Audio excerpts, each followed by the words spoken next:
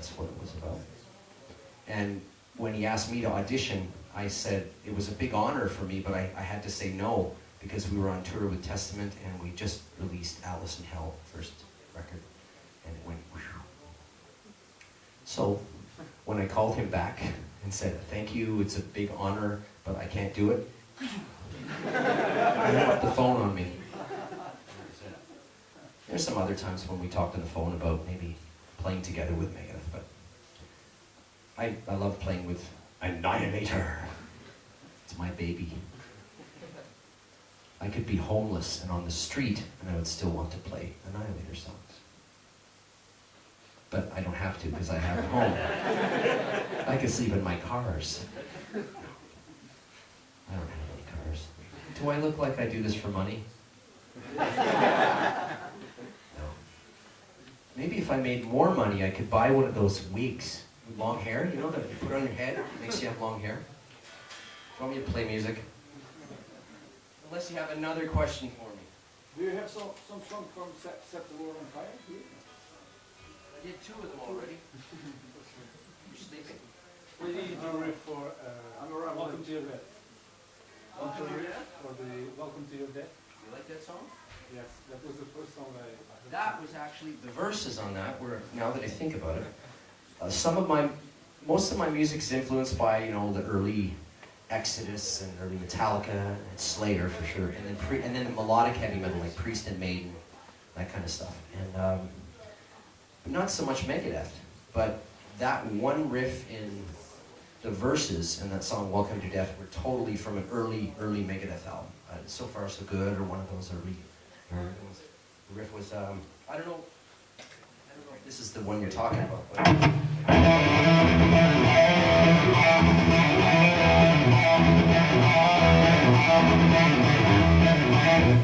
that's definitely a Mustaine riff, for sure.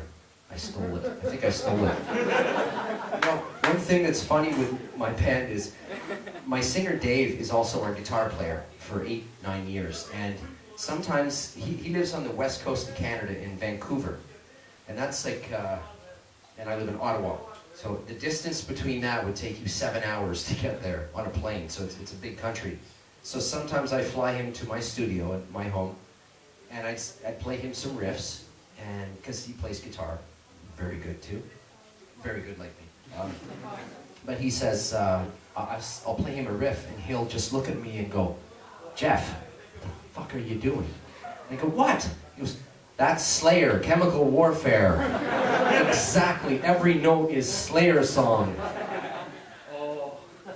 So that's what happens when you're a fan of many good bands. You try to write your own music and it sounds just like someone else.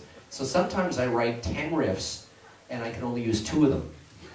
Really, because many of them sound too close. Do you remember a song called Alice in Hell? Yeah. There's a very famous riff in there that goes, and then the harmony, that's all Iron Maiden. I mean, it's Iron Maiden, you know, it's like Iron Maiden, and the bass is like Steve Harris, and the drums, I'm a good singer. Anyway, any more? It's true that Metallica stole the Never Never Land lyrics. No.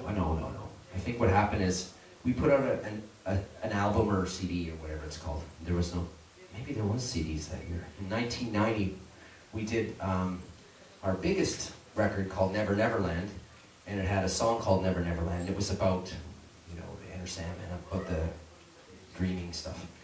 And I think 1 year later, Metallica put out the Black Album, whatever.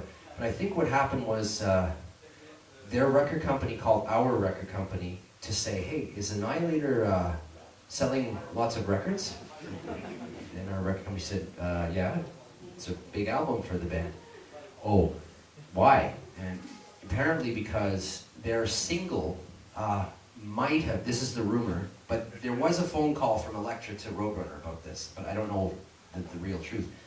But I think what might have happened was James had the lyrics for Enter Sandman for a couple of years before that, But I think maybe the title was Never Neverland. Off to Never Neverland, you know, that's the big chorus, right? So I think the song might have been called Never Neverland, and the record company was calling us to say, is Annihilator finished? And then maybe they'd use the title. So they, I guess, Enter Sandman is the title of the song, right? So I don't know what the truth is, but their record company did call our record company about it. So, but it's the same thing. It's like if I had a CD called Rain in Blood in 1982, I don't think Slayer would have wanted to come out with Rain in Blood 1 year later, right? That's all. So I don't know. But that'd be cool if I changed history. That'd be awesome.